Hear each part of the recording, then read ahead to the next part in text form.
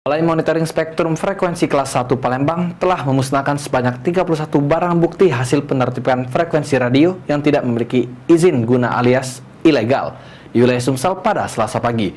Puluhan barang bukti yang dimusnahkan itu didapat dari hasil monitoring sejak periode tahun 2021 hingga 2022.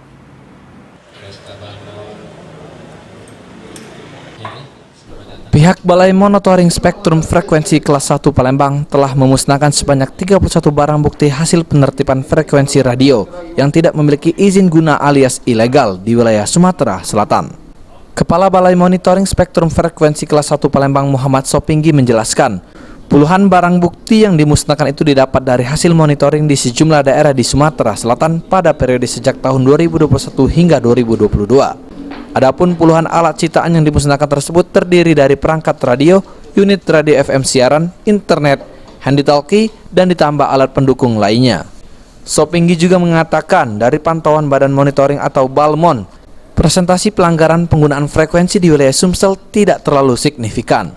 Hal itu dibuktikan dengan jumlah pelanggaran yang tidak terlalu besar dalam kurun waktu 20 tahun terakhir.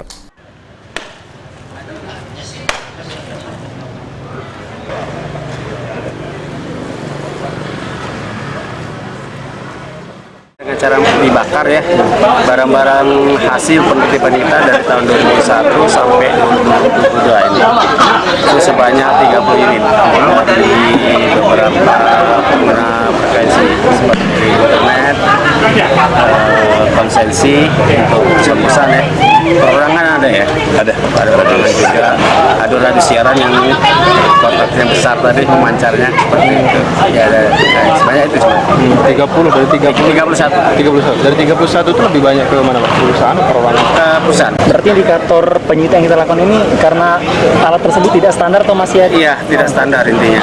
Sampai memang mereka juga tidak memiliki izin kan. Seperti itu. Okta Alfarisi, PAL TV.